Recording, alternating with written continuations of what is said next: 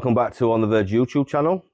And today I got a guest that I personally wanted to get on. Again, I keep getting these guests on personally. So just for the record, before I introduce you, there's been no premeditated recordings. There's been no things where I've said, I'm going to ask you these questions or all like that. Apart from, there's one question. Yeah, no. Right. All straight up. Yeah. So you know that I'm going to ask you one question and we'll work from there. And then at the end, you get the opportunity to ask me a question. Yeah. Okay. So today, I'm introducing you to Anthony. Anthony. Is it Anthony or Anthony? Anthony. Anthony, okay. Anthony. Anthony, right, okay. So today we've got Anthony on. So my first question to you is, in most walks of life, it can be disrespectful the way it's said. Yeah. But I'm just going to ask you it the way I want to ask it. So my question to you is, who are you? Who am I? I think, it's a good question. Who am I? I am Anthony. You've already said that. I like to think of myself as a cool guy, fair, honest. And yeah, I just like to keep it straight and simple. Okay.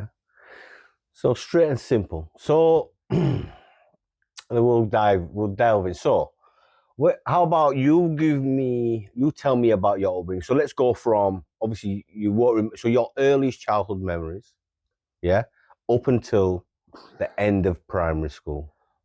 So my earliest memory.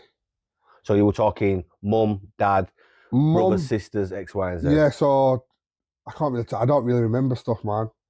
Only stuff I don't want to. Okay.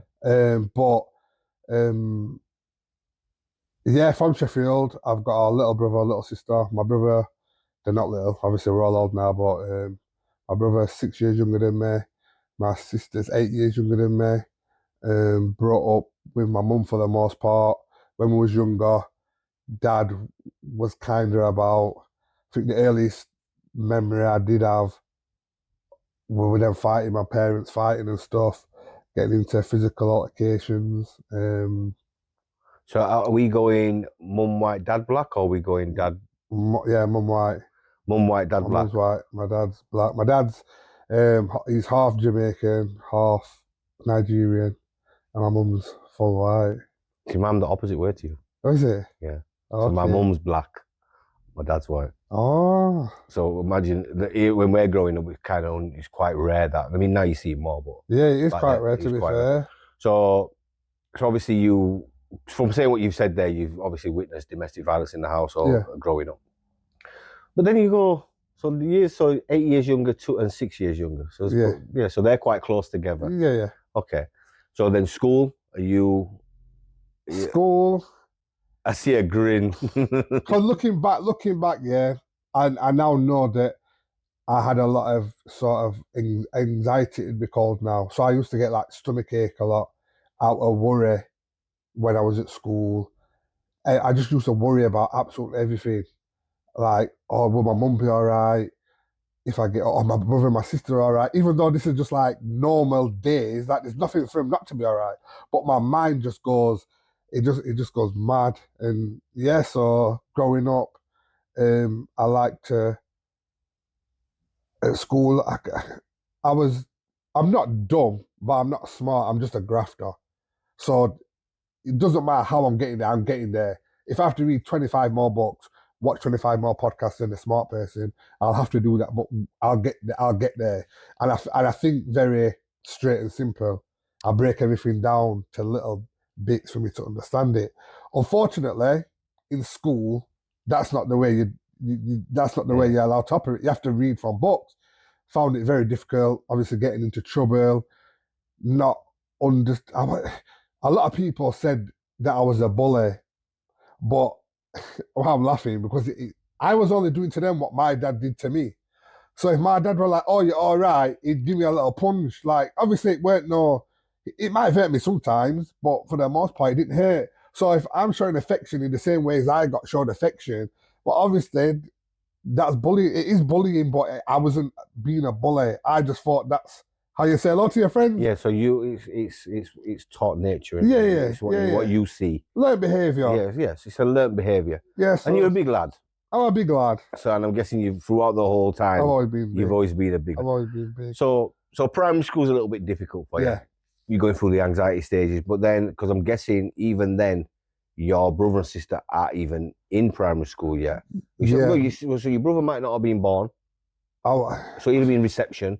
Your sister would have been about year 1 by the time you're in year 6, something like that. yeah. Yeah, yeah. Yeah, so it's around. It's like that, isn't it? Like Around them times. Yeah, I moved from one school to another school. That's when I think my mum and dad separated when I was in year 4.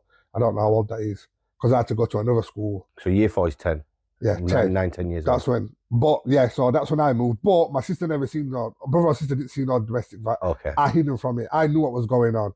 So even though there's 6 years and 8 years between me and my brother and my sister, what we saw and what we was exposed to, They was limited to what they saw. However, you saw. yeah, I saw everything. Right, you know. okay. So growing up, bit like the conversation that we had earlier, obviously not relevant to this, about growing up too fast. Like I had no choice, especially when my dad left. I was expected to fill the role of a man in the house at 10 years old, which is something that, like, how is that even possible? Do you know what? Because you're taking me back there, and when you're thinking about it, because obviously we've spoken off, we were talking about charities and Yeah. and young children nowadays, and I'm thinking because obviously mum has to work as a single parent, so the responsibility of being at home with the children falls onto you then, doesn't it? Yeah. So you do kind of you're chastising because you're making sure they don't do anything wrong. Yeah. You're going to be the one that gets in trouble when mum comes home and something's gone wrong, isn't it? Yeah. For the most part, to be fair, later on that was a setup. But while I was younger, she didn't work. My mum didn't work till I got a bit older. So that part of it wasn't the issue. The other parts of it, such as making sure my other two, my brother and my sister behaved, making sure that the house wasn't too messy. If my mum, you know what I mean, because they're not gonna get in trouble, I'm gonna get in trouble. So I need to make sure that. But yeah, you know, you just grow into. I just grew into that role because I said I was a very caring person. I remember like when I was younger, like those primary school days, and I like if you call it anxiety or whatnot. I used to like nearly cry because I couldn't understand why people would need glasses or why someone's got Down syndrome or why someone's in a wheelchair. Like I'd wind myself up so much that I get upset. Just overthinking. Yeah, overthinking. Oh, wow. Okay. Which I'll get onto why in a bit. But yeah, and then so secondary school, so primary school was okay because you're allowed to be yourself in primary school more. Your personalities, what's the word I'm looking for? It's encouraged. It's wanted. They want. And do you know what it is as well? I think one of the key things that people take out of consideration when it comes to primary school is because you're always with the one teacher. Yeah. So your relationship with that teacher is built up over a period of time.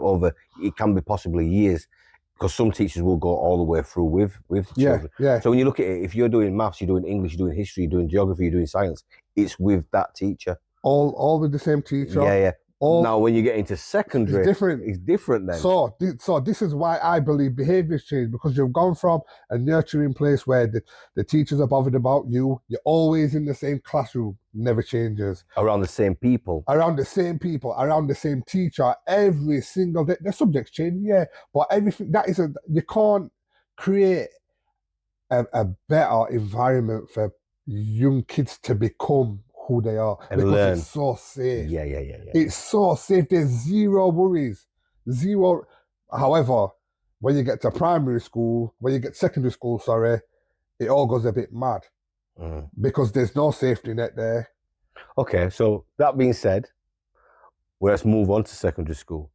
So for you now, you moved to secondary school. Yeah. Your brother and sister are now in primary school. Yeah.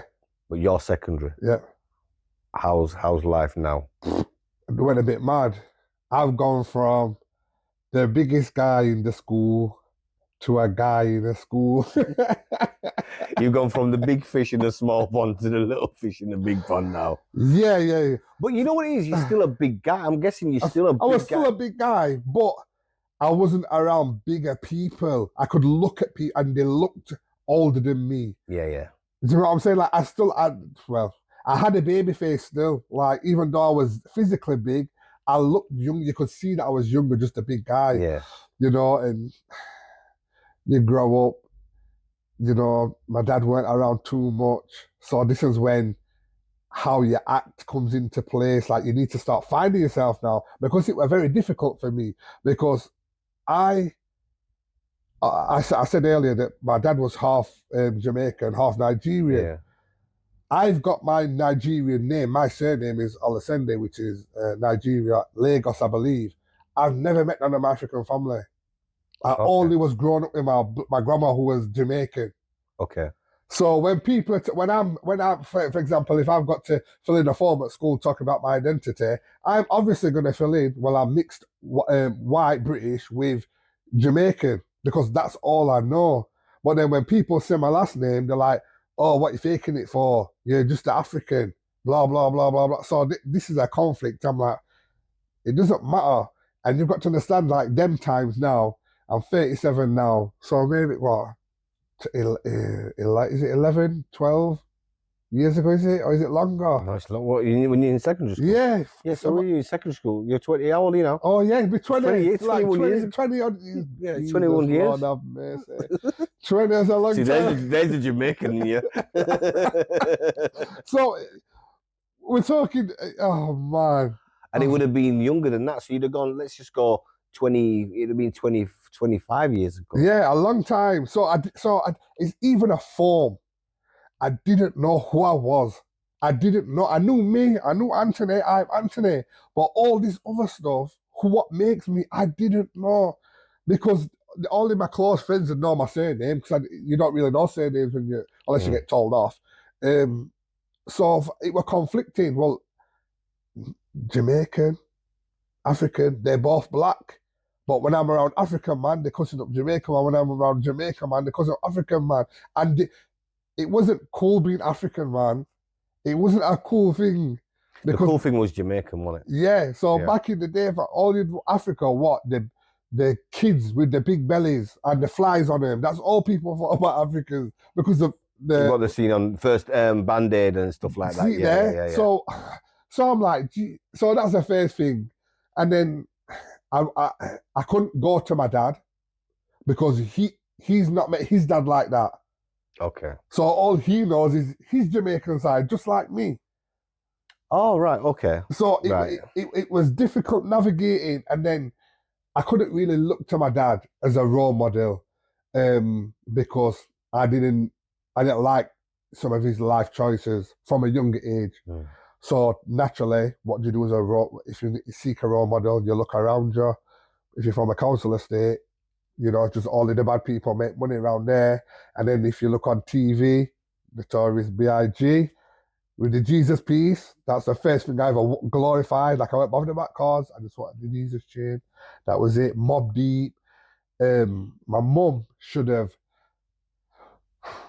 I wish she'd have had a word with me and said like, look, this is just music. It's not a real life. They're just talking about how they lived. They don't live like that anymore. Okay, but is that more of an effect because of what you know now? No, she should know that. I know that. I have to tell my kids they're watching mad stuff on. Yeah, but that's what I'm saying. But is that because of what you know now? Maybe, but she should know. And so should my dad. My dad would tell him not to do it. He won't let me say the N-word. He won't let me say none of that. He'd tell me, stop watching their rappers. Like, they're no good. Mm. But my mum never did. I remember in primary school one time, she got me I think it was a Beretta, 9mm Beretta, gold earring. I sent me to school. Yeah, I had to take it out. Okay, but that was the argument. But the moral of the story is your mum should have known better, especially when you're getting them kind of things. It was a certain lifestyle. It was glorified though, wasn't it? Yeah, because she wanted her son to look the best. Yeah. She was happy that. And not only that, but the kids are wearing the same similar stuff that she's seeing wearing that. So then her son, and you know what is, there might be certain things that you're asking for as well. Yeah. You know what I mean? Yeah. So secondary school, because there's something you just said, which I'm going to come back to, because couple of things you said. There was one where you talked about primary school and you talked about your anxiety, Yeah, which you said you would then come back to later on and yeah, speak about. And then also what you spoke about was role models from a council estate. yeah, So are we still in secondary school? yeah. Secondary school now. Okay. So we're secondary school. We're getting to the teetering part where we've now come into year 9, haven't we? Yeah, So you were in the middle of the road. You're no longer the baby fisher there. yeah, You're getting to the higher excellence of school. yeah. So we're in the school now. Where are we now? Because I'm guessing you've got Comfortable. the Tupac, you've got the Biggie, you've got the Jesus chain. Is that after leaving school? That I got the Jesus chain and after leaving school. So in Okay. school, hip hop was a big influence. I liked to rap and stuff. We had a group, like a little crew. Secondary school, it was sort of like the sports people, the cool people, the nerds. The we were just I'd say like we were the cool people. Uh, Predominantly black people in our group. You know, 1 or 2 white people. Um, yeah, Did you get GCSEs? no, yeah, got one, You got one. got one. Okay. Graphics. I got excluded while the GCSEs were on. What did you get excluded for? So I pushed the teacher. Okay. I don't, it's a bit mad. The teacher, so I don't know. Look, okay, if I get urged to do something, I'll do it. I don't want no. I'm not. I'm fully accountable.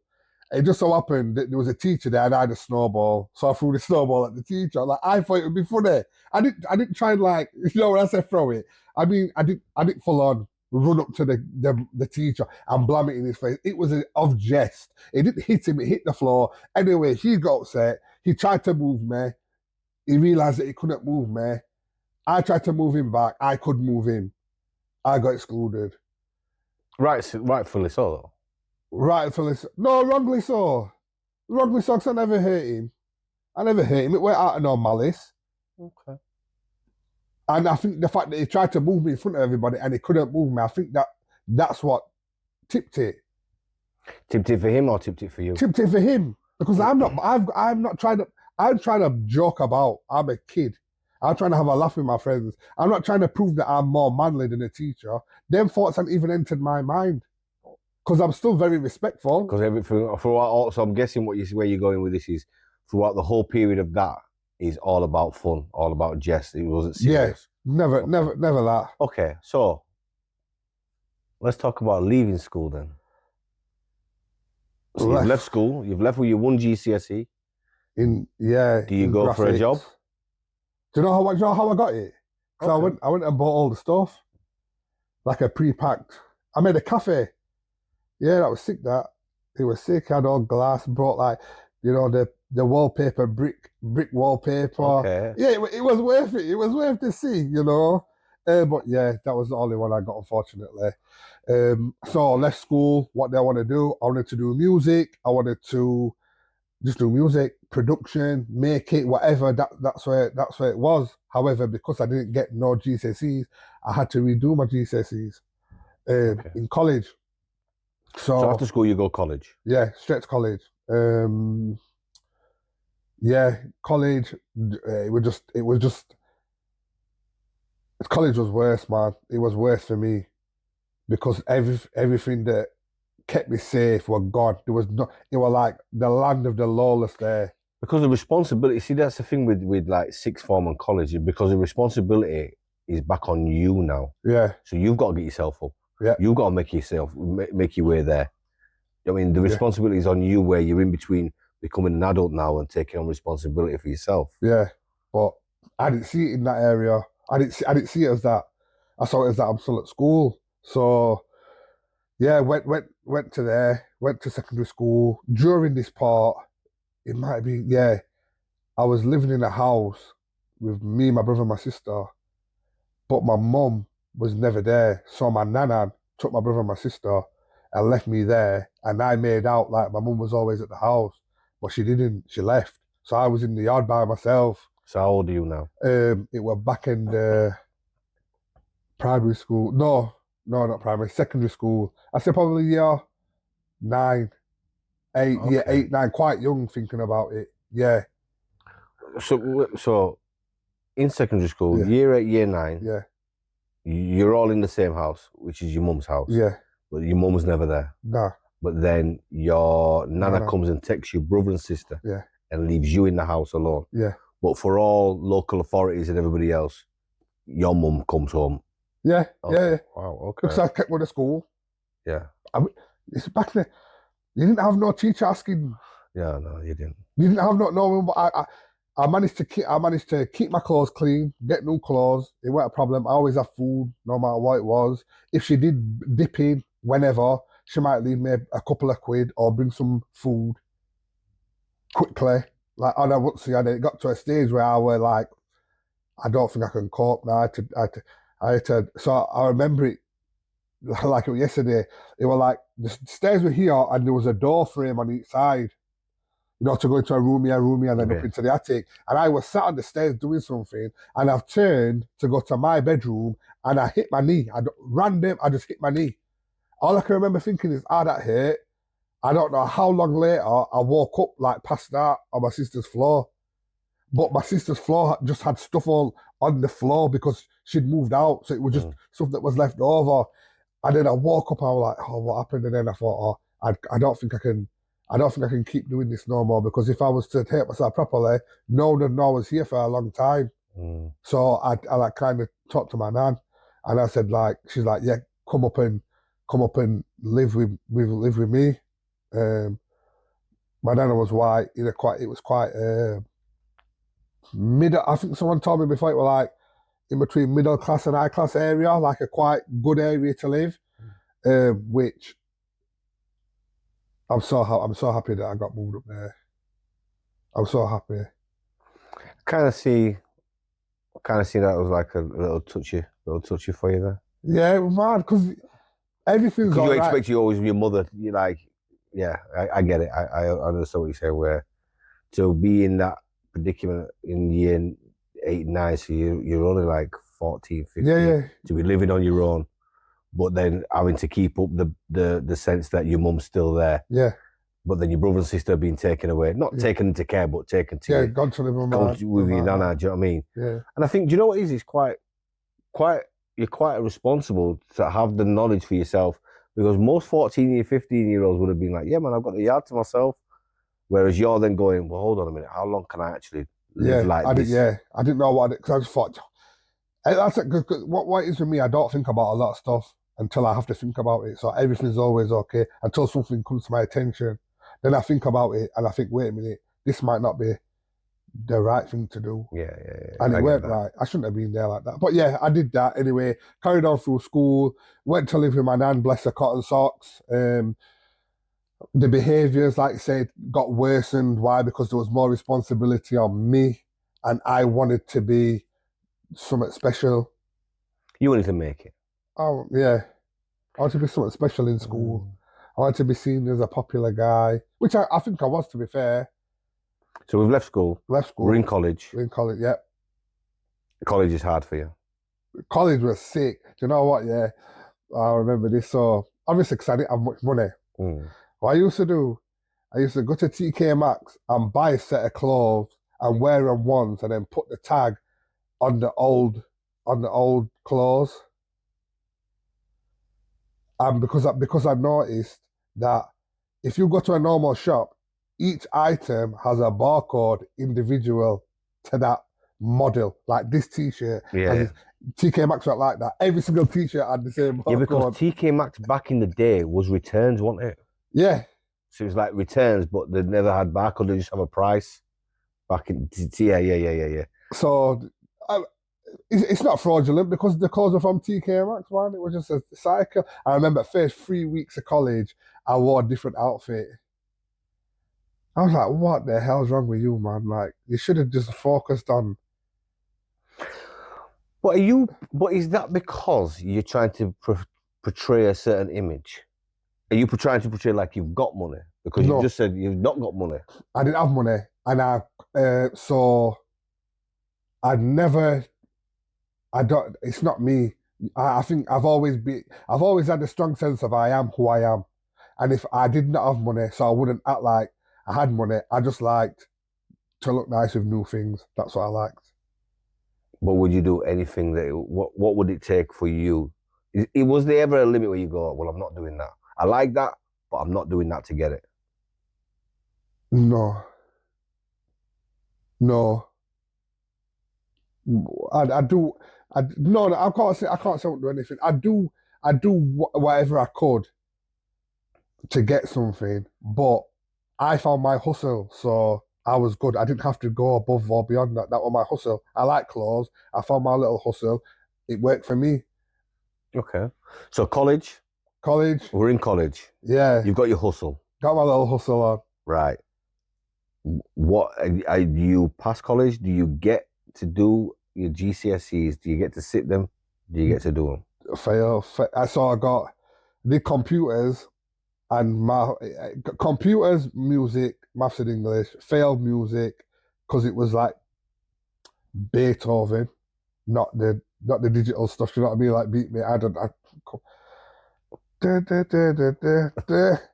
What's that song? I can't remember it, man. Repeat. What's this like? Anyway, yeah, failed that. Maths, English, not a chance. Computers did very well, very Okay. well, very very good. Um, the teacher, I think the teacher understood me. I needed to keep active. I needed to be challenged. I needed someone that I could ask for help if I needed it, and he understood that. So I did quite well in it. Okay. So we've now left college. Yeah, first year of college did fine. Second year I got kicked out. Got Okay. kicked out. So what happens now? What happens now? I go to another college because I thought, you know what, I want to learn how to make money. So like a fool, I went to college to do business. And that's when I learned that it's a lot of writing and a lot less money. And see, this is the thing that messed me up. I think I'd like people to understand is, you know, when we're talking about safety nets in education, you see college as well is a very big one because it keeps you away from stuff. So I got moved from one college and I went to another college. And it just so happened the other college, when I got off the bus, I walked past a pub where my cousin and his friends used to chill. Okay. So obviously, you know what, you know the ultimatum. I mean, well, do I go to college or do I go Gotcha. chill with these man? Because these man, but they were what you wanted to be with their chains, They're um, active. active. Okay. Well, I want to be a bit more like that. Then why am I in this class here? Like struggling. These times I didn't know why I was struggling. I just struggled. So them lot doing what they were doing were more appetizing. At first, my cousin, he's 2 months older than me, but he was in the year above at college. Okay. So he was allowed to leave and do whatever he wanted to do, whereas I had to go to college. Not for that last year. So it was that halfway through that year where I had to go, where I sacked it off and I started chilling with him. And at first they were like, "You don't need to be around here, man. Go on, go on." And then after a while, we were just chilling, and then So yeah, without going into, because that's what one thing that we say with this channel, it's not about glamorizing anything, whether people have been to prison X, Y, and Z or whatever they've done to get the money. So let's just say you get involved in illegal activities. yeah, Okay. And you get your Jesus piece. yeah. Okay. So within that time frame, is there ever a time where you're arrested or you get in serious trouble?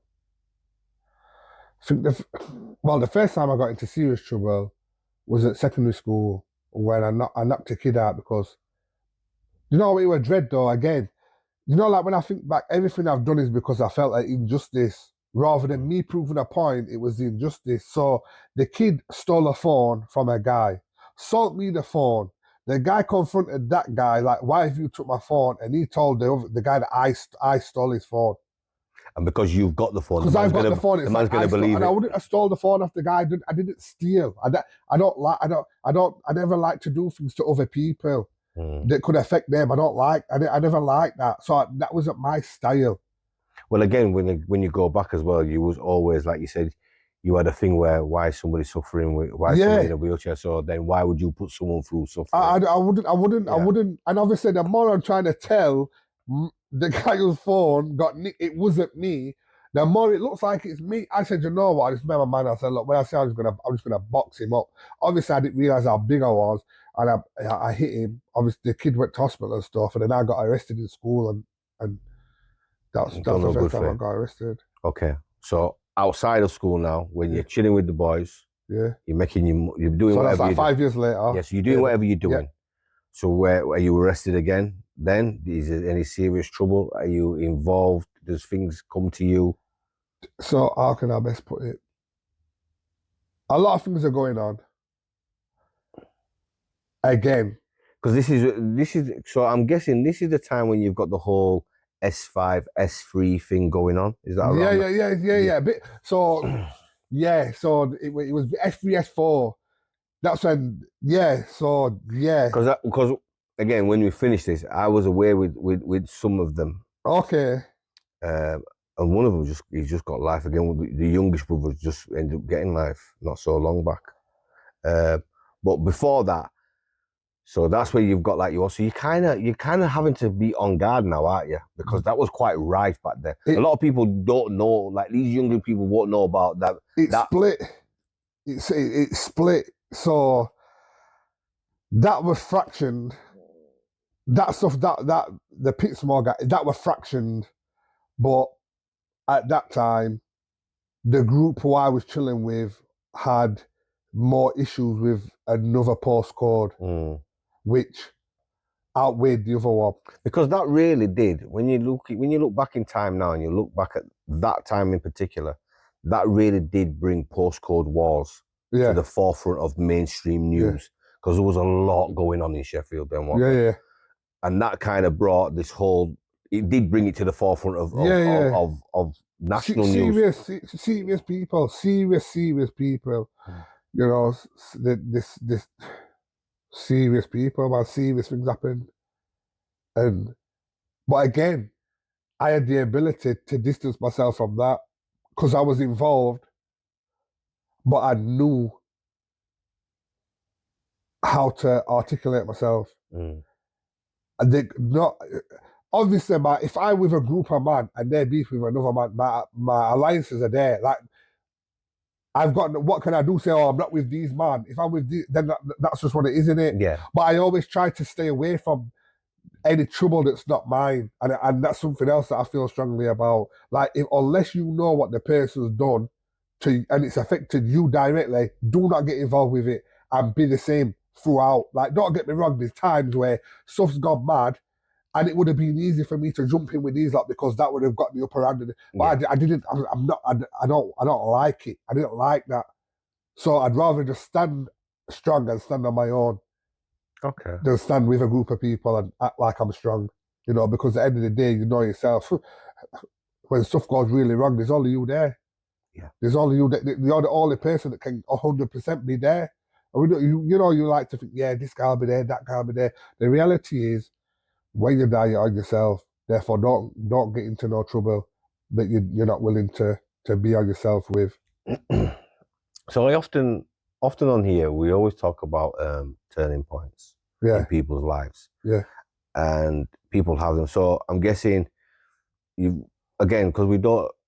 I try my best not to go into where people can stem glamorizing from certain things. yeah, So for me, I'm saying you're around the postcode era yeah, or the postcode wars era. yeah, yeah. You're Just just after going, I'd said, oh, just yeah. after, yeah, So within that time, there has to be a time where you go, nah, I'm done. Like I need out. So what happens to leading up to the stage where you go, listen, I need to change my life around. This is like either I might end up here or I might end up yeah, there. yeah. Like so, what leads up to that, and then what is that turning point for you? I don't know what I think it was. I think it was people died. Like You close know, friends. yeah, yeah. Mm. People died. Um, obviously at the time, I weren't. Not that I was bothered, because I can't say that I'm not bothered. It didn't affect me because, again, you're brought into this lifestyle. It happens. You know, It's part of the life. Yeah. It's part of the lifestyle. But bearing in mind, when I was, I think, 15 or 16, that's when I first seen someone get killed at a fair. He got stabbed to death, the guy. But that didn't bother me. No, it did bother me, sorry. It didn't impact me. There was no emotion there. Yeah. You know, so certain scenarios happened where people died, and I thought that there'd be more retaliation. Okay. You know what I mean? Like eye for an eye kind of thing. And then, but luckily we've grouped. So obviously some of my friends died, and people I know died, but I noticed this with other groups. People died and nothing happened. And then I was just thinking about what I don't understand the point in this.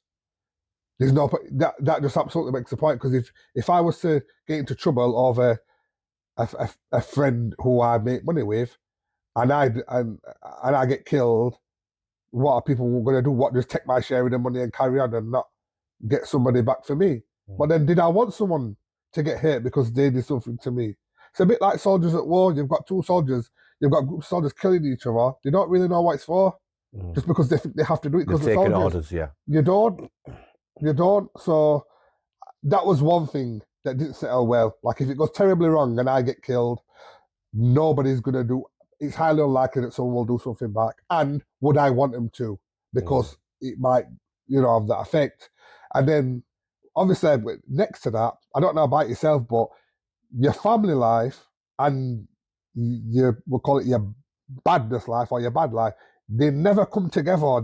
Mine always run next to each other. Okay. It never got into, none of that got, it never got, no. That was my life dream, that my personal life and my life on road, let's just say. But obviously, the life on the road impacted my private life. So, for example, I like chains. I think a turning point was when I went and picked my son up from nursery. I had chains on my neck. I thought I was Mr. T or something. And then the parents and that, just normal people. Oh, so what do you do for a living? I felt like a dickhead, man. I felt like an absolute arse. I don't know if I'm going to swear. But I felt this big. I was the biggest person there. I had gold around my neck with people's cars, and I felt like I was the most worthless person ever because I couldn't tell people what I did for money, which is a simple question. It turned me up. And then I'd think about my son like, you can't be proud of me like this, man. You can't. I want to be somebody that you can be proud of. And while I'm doing this, what I can get you, I can buy you jewelry like mine. I can get you expensive clothes. I might be able to get you a car, but it's not good money. It's not positive. And I'm a strong believer of if something's bad, it's bad. You can't turn something bad good. And I think it was that whole.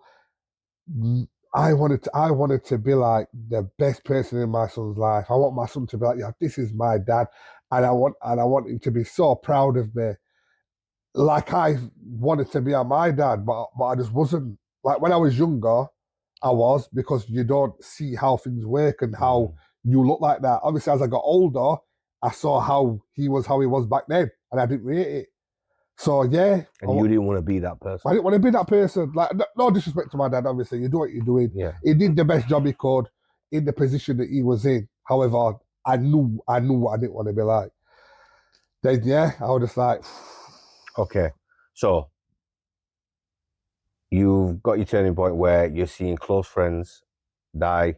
You're also questioning, well, what if that happens to me? Yeah. What are people going to do on my behalf? Yeah. And you know what is? I understand that exactly, because when you're living a certain lifestyle, you would willingly put your life on the line for that man stood next to you. Yeah. But then you've got to go, but is he going to do that for me? And if I go and I'm witnessing these other people doing the exact same things with the same thought process that I've got, and that's not happening when he's gone. And then obviously you've got your son, you're picking him up from nursery. Yeah. So that's your, it's not a breaking point, but it's a turning point. Yeah, I did. And with the road stuff, There's no loyalty. I picked that up real quick. There's no loyalty. I don't care. It's a trap. It's a trap. They believe it's like they give you a list of rules that you can follow so they can manipulate you. But luckily, I can always say no if I don't want to do something. If I don't want to do it, I'm Yeah, not doing it. Listen, 100%. not doing it. Yeah, I get that one. Like, so I was a bit difficult.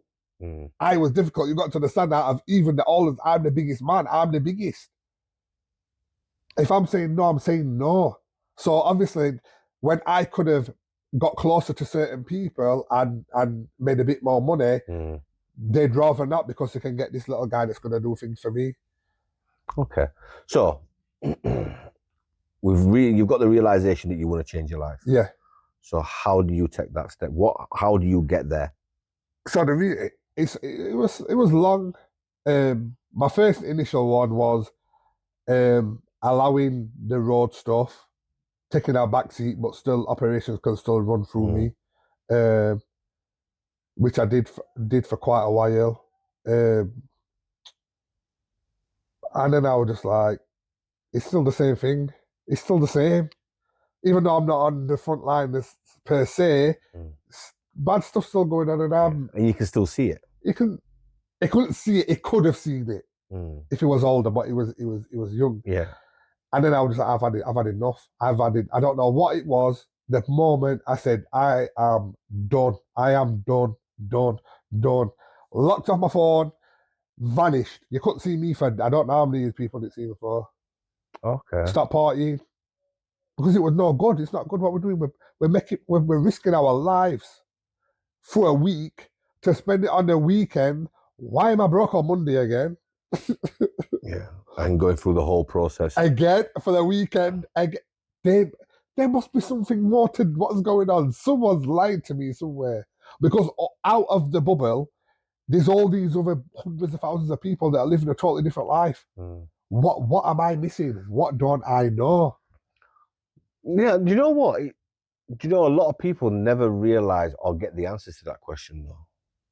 Because sometimes people don't, not sometimes, but a lot of people don't know where to look. You don't know where to look. You're not sure. You don't know when you know where it is. You don't know how to articulate yourself. You don't know how to mix in these circles, which, luckily, back to my nan, bless her soul, she taught me how to be professional. I said to my nan, obviously my Jamaican nan, anytime she talked to someone, patois. There was no phone voice, no polite voice, no angry voice. It was just like the same constantly. But my nanan had what we call a phone voice. So she talked to us a certain way. They seemed like, hello, how are you doing? Yeah, okay, just and I'd be like, why do you talk like that? And she said, because there are some people that like understand you when you talk like that. So you have to talk to them how they understand because it's easy for you to communicate. And I was like, okay. And then that's how I realized that, wait a minute, I've got some tools in my belt here to enable me to operate and move around in a totally different environment. So this is going to bring us on to you and the work that you do. Yeah. So when does that start? When does me and the work? So because I'm before you go into it, I'm gonna praise you for the work that you've done. Okay. And there's little things because obviously I know little things about you through like the LinkedIn thing and stuff like that. So there'll be bits that I pull out, like, but I just want to know what is that? When do you start and then when do you form the charity as well? It started.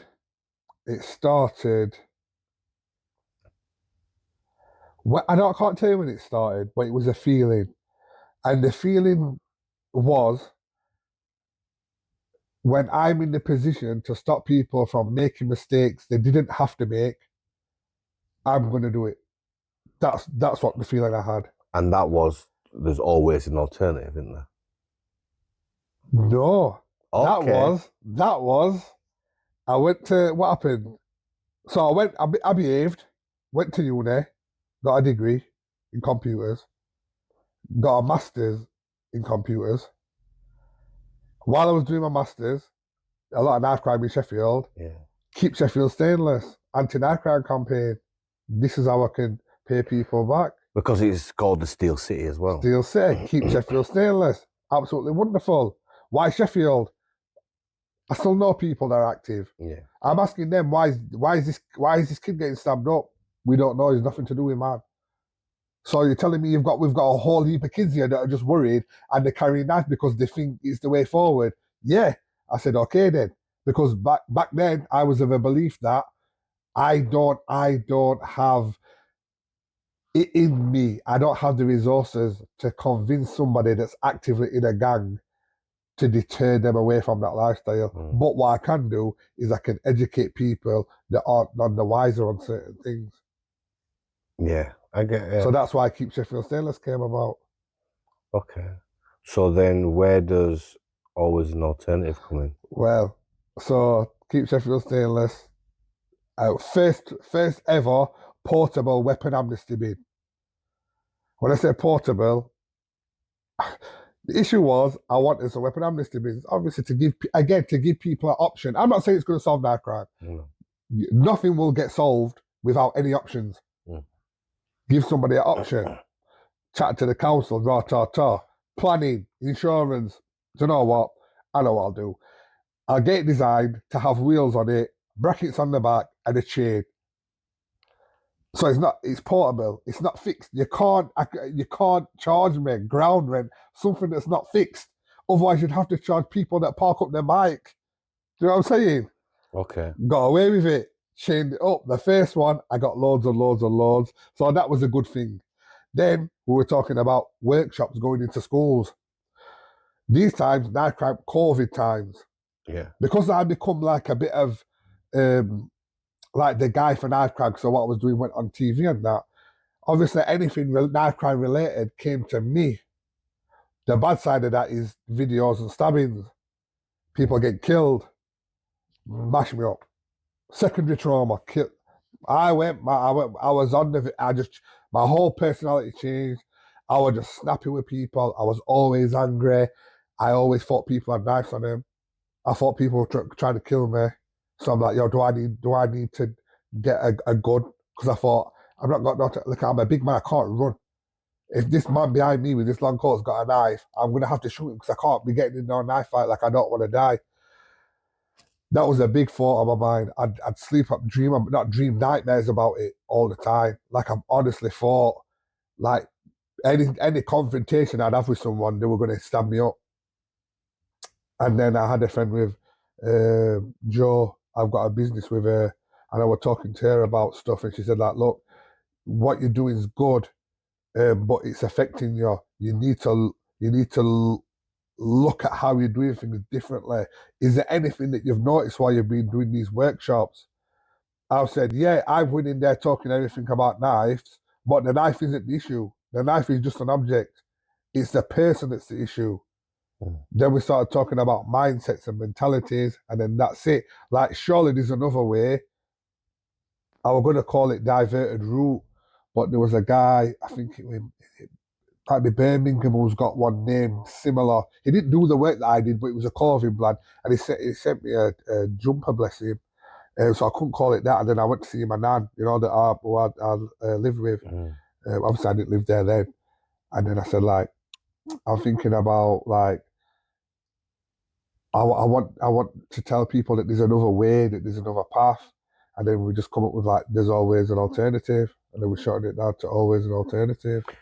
Oh, yeah. So you went from stainless, Keep Sheffield stainless. And then this is where it starts playing with your mind. Yeah. And because when I first get onto you, I'm at another organization, and I see you're out collecting weapons as well. Yeah. So you've got the car, you've got your thing in the boot, you've got your stab-proof vest, X, Y, Z. So that when I first see you, you're doing that, and then I see you again, and then you've got the knife crime bins. Yeah. You've got them potted about Sheffield now. Yeah. So I see that bit. And then I start seeing little things. Then you do. I don't know which comes first, but I don't know whether you do where you donate the weapons to make We made it. Yeah, we got the sculpture made. You made this. You made the sculpture made. That was before the knife angel as well, wasn't it? Or was it after? After. Right. So you make a sculpture. So I know you do the sculpture thing. Yeah. But then you do, which now listening to your story and go, you wrote a book. Yeah. I wrote a book. So, why did I write a book? Growing up in school, I said I find it hard, innit? You're asking me to read, I don't get what you're asking me. When I was at university, I got diagnosed with dyslexia. It all made sense now. Yeah. I'm not a bad boy like the teachers are trying to make me out to be. You just learn different. I just learned different. So the first year at university, I got good grades. I finished with a first, to be fair. But the first year, I just said, you know what I need to do? I need to teach myself how to learn. This is what I need to that worked for me. So my way of learning is podcasts, definitely, because I need to hear different things. I need to videos because I like to see stuff, and then I'll like repeat them, and it's minimal reading. If I don't have to read, I won't read. Because for me, so I've been wanting to read a book since New Year. I can't. It takes like I've got to like proper be like, come on, you can do it. Come on, you can do it. Come on, you can do it. If I don't need to read a book, I'm not going to read a book. Right. So, are you getting charged rental spaces for your bins now? No. Because so how did that come about? So because well, so as a council, hostility. I don't get why it's an idea. This time it's an idea. Just hostile. I'm just like, okay. Oh, do you know what? Right. I maneuver. I can navigate. Wherever there's a will, there's a way. So what do? Put it on wheels, like I said. Then yeah, but it's still on council property. I just talk to people that rent their property privately. So it's not up to the council what goes on their property. So that's where they are. So you've got it on privately owned property, but somebody can go there, or parents or carers that find these kind of weapons, they can put them in there. So, I mean, are you still going out collecting? Oh, yeah. So you're still going out collecting as well? Yeah. Which is, I don't do that. Okay. Then you start a project up. Only recently, I think it's been going about 18 months. Well, which one? The Mobile Youth Club. Yeah. Tell us about the Mobile That's Youth. my baby, man. So, COVID taught me one thing, right?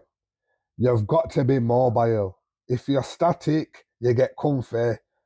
Anything happens, drama. And then we started a youth club. And I think to myself, like, I do talks in youth clubs. And obviously I do the talks, and I like to think I educate the young people that are there, which I'm sure I do. But you're the kind of people that I want to reach. They're not in these youth clubs. They're not there. Where are they? They're in the community. They're in the ends. How do I get a youth club to them? Put it on wheels. Like my weapons bins. There you go. We got there for ages. I was pushing this idea. Everyone was telling me it was wonderful. We can get funding from here. We can get funding from there. It's going to be absolutely brilliant. I've already said I'm going to do it. Like, one thing with me, if I tell you I'm doing something, you've got a choice if I approach you. Either you get on board and you be involved and it happens together. Or you watch you be successful. You watch me do it. That's it. I've made that clear time and time throughout every project. So yeah, we did that. The van, I was looking for funding because it was crunch time now. I'm asking people, links. Everybody just went quiet. This is why I stopped talking to a lot of people because I'm like, you know what? I don't need to kiss my arse if you're not going to kiss my arse. Like, it don't make no sense to me. Don't tell me something to make me happy. Show me that you want me to be happy. Yeah. They didn't do it. So anyway, we got the van, 20 grand. I was like, Jesus. I didn't even realise van was this much. But it was the biggest one. Split into half. Coach, who helps quite a lot. He's got a bit of sort of. He's like the DJ inside of it, isn't he? Yeah. So Coach helps quite a lot with DIY stuff. So bearing in mind, before that van, I could probably lay down your laminate flooring for you. It'd look all right, A couple of bits might move. The bead at the side might pop up a bit, but it looked solid. So I was an experienced man. And then watching YouTube videos, actually cutting the wood and the nails and being hands-on, I learned so much. It's the electrics as well. Yeah, but luckily we got that done. Okay. So there's a company called Richards and Sons wired it up for us. We bought the stuff, they wired it up. Fielding and Grove, I think the company's called, bought all the wood for us. Like, these are people that I've noticed now that invested in me because they knew that I would come forward. So yeah, the electrics got done. We did it. It took absolutely ages, man. I nearly broke my back, bent over cutting that wood, painting it. We did it. And you are going into every area of Sheffield as well. Do you know? So we went. There's an area called Wyburn, low class area. They've got because of how the area is, and there's not much for kids to do. There's low employment. They've created a pilot trying to engage people, and part of that pilot is young people. So they did what they should have done. Who do you go to? You go to somebody that knows what they're doing. So luckily, in our case, it was us. We've been up there. We were first up there for 6 weeks. We had like almost 70 kids come. 70 kids for 2 hours. So what have you got in this van? So it's split in half. Half of it's got like DJ decks, speakers, mics, headphones, the whole lot. But that's also got video editing software, so they can edit photos and videos. Then the other side has got a PS5 with a big flat screen TV. Then we carry a bag full of sport equipment, football, basketball, badminton, frisbees, hula hoops, that kind of stuff. And then we've got tables and chairs for arts and crafts stuff. So when you look at it, you're like, so obviously when we was growing, we had a lot of places where you could community clubs. Do you know what I mean? Youth clubs. But you're just a mobile youth club, aren't you? That's what it is. Mobile youth club. NYC. That's what it is. And that's your proudest. I'm so proud. And I don't feel proud of much stuff. I don't understand it. I just want to do something better. But I think because I said it, and a lot of people were like, yeah, this guy's chatting rubbish. And the amount, like, people high up in the council told me not to. It got that bad. They were like, don't bother. We've got him and they don't work. So I said, well, if you've got one, before I buy mine, let me rent one of yours. And then I can see if it's worth it for me before I spend all this money. Oh, no, we can't do that. So I said, all right then, Carl, it's not going to work. Because I remember how we first had our conversation. I think it was on about like bids and stuff like that. Yeah. And then I was saying to you, oh, look, have you tried doing this? Look into this, look into that. Yeah. It was. What were it now? Distance travelled. Yeah. And what was the other thing? Yeah, it was distance travelled. Yeah, the toolkit. So it was showing you how you're travelling. When you're working with a young person. Yeah. So we've primary school, secondary, we're now always an alternative. Yep. And obviously you're helping young people. You're still going into schools as well. Yeah, still do schools. So you're working in the community, working in schools. You've written a book. Yeah. You still got your amnesty boxes. Yeah. We work with the council now. Well, not the council, the violence reduction unit it's called. Yeah. We've got 12 in total now. Okay, so you got 12 bins across Sheffield. Yeah, South Yorkshire. Oh right. There's more to go in. Wow. They're busy. That's good. That is good. So, where is life for you now? Oh, where's life? I mean, life's all right, man. I can't complain. We've got nearly 100 grand in the bank for always an alternative, which is absolutely beautiful. So we can do certain projects that we're not ring fenced. So it allows that freedom, that flexibility to do concepts and projects that are really out the box. But because it's our money that we've saved, we can do it. So I'm happy with that. Life wise, I'm good, man. Businesses are working, so I've got money coming in. So I'm getting a bit bored though with always alternative stuff now. Okay. So that being said, if you could go back Yeah. in time Yeah. two-part question. Would you change anything? Yeah. And if you did, what would you change? I wouldn't change nothing. I'd tell myself, you're all right. Like, you're all right. You're gonna come good in the end. Not even you're gonna come. You will be. You've got everything's good. Like, you're gonna be all right. Don't worry. Just you'll be all right. That's all. Like that. Like what you know, just like that talk. Like, because that had met my mind rest quite a bit. Yeah, because you were talking about the anxiety. The anxiety. So you'd have been like, listen, calm down. It's gonna be okay. It's gonna be fine. Which I said I'd get back to. Which was I got diagnosed with ADHD, and they said that I need to get diagnosed for autism as well, which makes sense. It all makes sense now, you know.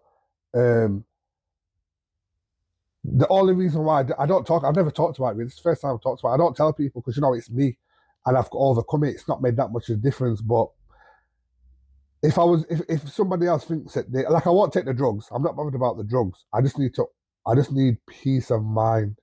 That's all I need with certain things. I'm not just weird. I've not got something wrong with me. You've got the answer. Yeah, I've got the answer. So from when that happened, a lot of things made sense, and you know, but with having those things, I'm very chalk and cheese. Do you know, if you're a cool person and you like challenge and you're open up to look at things in a different way, I'm your kind of person. But if you're very close-minded and you don't want to, I'm not the person for you. Do you know what I'm saying? Probably that's why we do get along with I will not. People really dislike me, and you know what? It is what it is. I'm not trying to be nobody's friend. I'm just trying to. Your focus is not on the individual, though. Your focus is within the community. Yeah. I just try and help people. Like, I'll do what I can, try and help as many people as possible. But with that, everything's balanced. Like, this is why I like this logo, because that is me, like a weighing scale. Like, everything has to be balanced.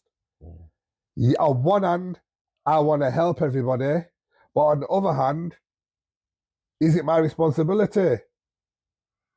Okay. That'll kill any person that wants to help somebody, because you'll do all you can. But at some stage, you've got to realize, okay, then you're helping all these people, and it's not your responsibility to. It boils down to somebody else. So you need to make other people accountable. To bring them back up. To bring it back up and balancing it. And in this work, it's never been a balancing act. It's always me doing all I can, and all these people that are getting that should be held accountable, whose responsibility is doing nothing. And I'm at the stage now where we talked about it earlier. We're at the bottom. We make the real difference, you know. We take us away, and not many people get helped. I think you're headed. You've been about a lot longer than what I have. You know what I mean? You've managed people, so you're above me. So when you reached that, I was grateful. At first, I was like, "What's my man want?" Like, yeah. What you've got to understand? Nobody has even give me one piece of advice. Just you. So when you come, well, my man's got tattoos. My man's not white. My man sounds like he's on. What do you want from me? I got a bit like, obviously, yeah. From back when I was up to badness, there were people that were like me that were my enemy. So when this happened now, I went like, oh no, fuck it. But I just thought I was a bit like, I didn't understand why, you know. But anyway, back to it. So there's you. I see you above me, and then when we get to look above you, no man's land. No man. Yeah. Nah, listen, I 100% agree where you're going. What do we do though? Yeah. Do we? There's no one above us. We could talk for years. It's like a glass ceiling, isn't it? But what do we do?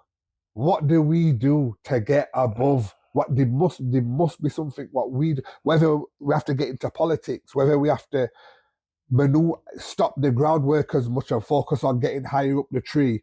Something must come. Otherwise, in 20 years, there's going to be another me and another you sat down here busting our asses off, and they're still in the magazine position and still talking about the same thing. That's where my focus is going now. I need to get up there somehow. Okay. Last question from me, and then obviously you get your question. Yeah. So my last question is society as a whole now, Yeah. and obviously taking everything into account, whether it be poverty, whether it be the community, whether it be the struggles, Yeah. financially, the eco-socio society that we have as well. Yeah.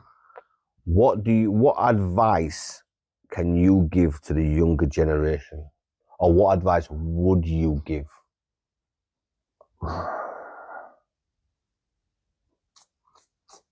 It's an hard one, that one, because if it was more like the younger people of my time, I'd have the advice because I've lived it. For them, I think that I'd say they're very different. I'd say know yourself, know who you are, and not your identity online. That's what I'd tell them. It's not everything's true what you see online, and don't fall victim to it. Well, time for your question now, sir. My question is, why? Why did you reach out to me? Why did you offer guidance? Um, so that was we just come out of COVID, haven't we? Did we just come out of COVID then? If it were the weapons being one, yeah, and the collections and stuff. Yeah, so we'd just come out of COVID, and you know what? I could see the work that you was doing, and it was always you was always an alternative. And you know when you look and you go, right, this one person, this one individual is doing this, and this. I wonder if he's got all his ducks in a row. Yeah. And for me, funny enough, I had a conversation with somebody today, and they kept saying, why did you give them that idea when you could have kept that idea for yourself? Because the simple fact for me is, if you don't use the idea and come a year's time, I will do it, because I'll have seen the advice that I've given you, you've not taken it. Yeah. Whereas if you would have come with the attitude like you said, what you was thinking, and said, yo, listen, blah, blah, blah, I'd have been, listen, cool, no problem. Yeah. And if you remember at the time, what I did say to you as well, I said, listen, I'm not, I think I said something along the lines of, I'm not competition for you. Because you can smash and lock Sheffield off. So here's this information, here's this, I've got this for you. Take it, run with it, do what you want. And also, I think I said, if you're ever doing like a talk where you're getting people together, I'll come down and I'll talk for you for free. Yeah. Give me a shout, I'll come down and talk for you for free. And you know what it is? It was just because I saw your work ethic. And bear in mind, I only saw your work ethic through LinkedIn. You could call it a social media platform. Well, that's what I saw. And I just thought, do you know what it is? This guy needs, it's not about help, and it's not about guidance. It's just about to say, listen, do you have this, this, and this? If you don't, here you are. Because then it helps you long term, doesn't it? Yeah. That's good. That was all it was. That was good, man. It's a good way of looking at it. And I think a lot of people should look at things like that, because if you can help a person based on the information that I've given you, then we've both been successful. Yeah, I agree. A lot of people don't have that mindset. I think how I think of it is, you're put on earth for what 80 years? A borrowed life. It must be the best thing you can give to someone must be education. For me, it's helping someone. Knowledge, isn't it? Yeah. Because I think one of the things that for us, and you'll have had it, where you're speaking to these young people and they might be 13, 14, 15. And then before you know it, you hear out and they go, oh yeah, my man's gone to jail. Yeah. He goes to jail and he comes back out and he might go to jail again. Yeah. But then when he gets to like 25 or he gets to 28 or something like that, there's going to be that one time when he goes, yo, that thing that Anthony told me, he was right. Yeah. That's the time when you've been successful, but you've never seen. So for me, my advice is, listen, you might not be ready to change. However, all I'm saying to you is keep this knowledge there. Yeah. Because when the time comes and you're ready, you already have that knowledge there. You don't have to start from square one. Yeah. You're starting ahead because you've already got the knowledge of what you've been taught and what you've been learned and what's been told to you. Yeah, that's true. But Anthony, listen, thank you very much. We have got no question. Right, go on So then. what made you... So this makes you special now. Yeah, because you get two questions. No, because I should have answered this one before, but I never did. But so this is you now. What made you take that dive? What made you go for it? Because I'm sure you'll have thought about it for a long time before. Do you know what it is? Is because there's always an argument of early intervention and prevention. Yeah. And people are always talking about early intervention and prevention is year 7, year 8, year 9, which is secondary school. Yeah. And I just don't believe that. I can't live with that press. I just don't believe it.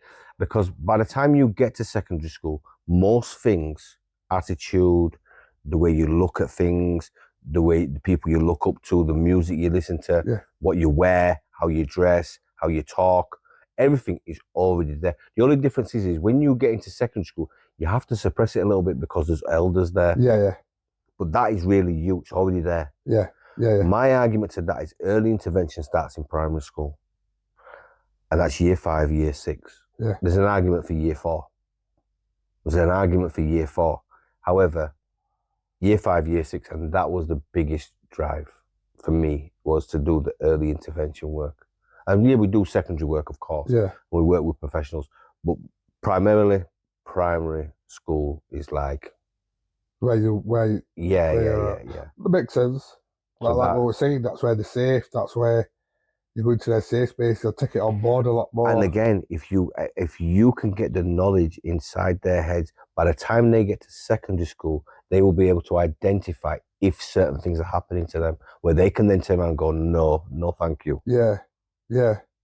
I think the difficulties with primary schools is they get scared of certain. So, for example, if knife crime were a thing,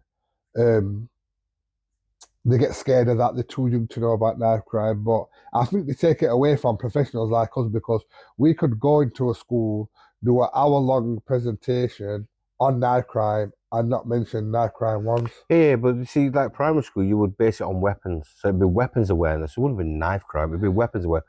However, the same way, not that I'm slagging off any school, I wouldn't want to do that, but if you look at kids now, especially through social media, that are 9, 10, 11, that are way too young for social media. Yeah. I go in schools and these kids are telling me they've got 10,000 followers, 15,000 followers, 20,000 followers.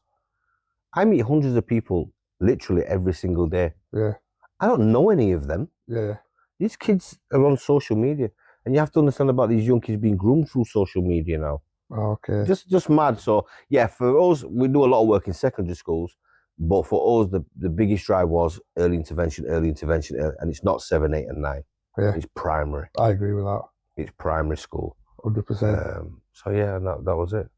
That's good. And you're not getting no more questions because you sneak 2 in there. No, but I needed the second one because it's good to know like why you and your driving force behind it, because even though with everybody, well, people have the same goal, the driving force behind the goal is different. I think that's why it's so unique to work in collaboration. Yeah, definitely. Well, yeah, man. Well, Anthony, thank you for the drive up and thank you for the interview. It was been a pleasure. Yeah, it's been fun, hasn't it, man? Thank you very much. Thank honestly. you, man. Oh, yes. It has, man. It's good.